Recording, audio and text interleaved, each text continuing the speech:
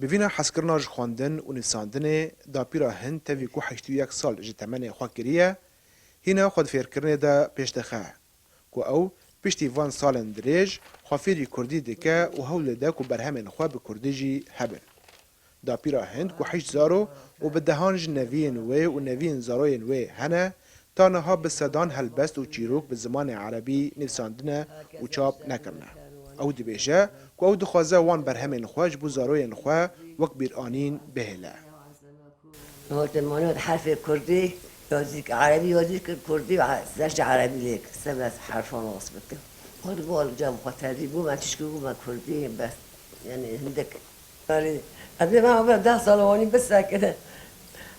تشکر ته کاری خواب بمشیم هنگانی برام بخره. نه از خواب ما کردی نه ایدنم بس به دفتر خواه از کتاب بانا نقل کم و راکم ایدنا. شو که راکم. است ایدنا هجاری آوا میره. او کریات سروی دو کردی بود. وقتی دا پروردی کردی. پروردی یعنی نه چقاس برن چقاس الجام خوان نقلم. هل بس اکتنم کردی فهم او کدیه حافظ کدیه.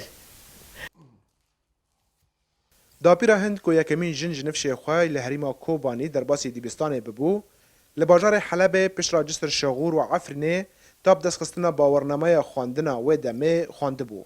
حول دا کو خواندنا خواه ده پیزشکی آجران دا لشامه بردوان بکه. لمرنا دیا و او خونن و تیک بربو.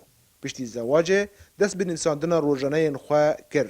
دا کو لگور و دمه خواه در باس بکرا.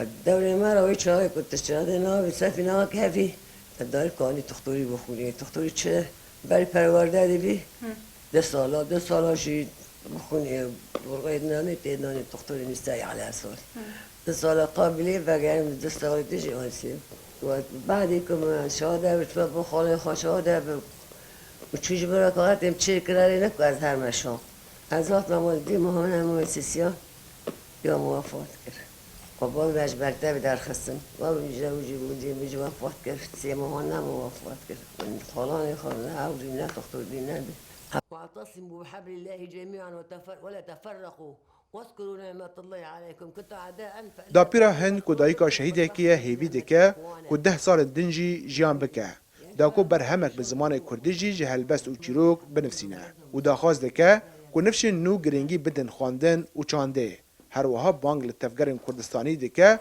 کو ببن یک دا کش بو کردان کردستانه که آوا بکن و بری مرنه که او د سیوانا کومارک کردستانی ده جیان بکه. رضوان بیزار کردستان 24 باجاروک چلبیل گندوار کوبانی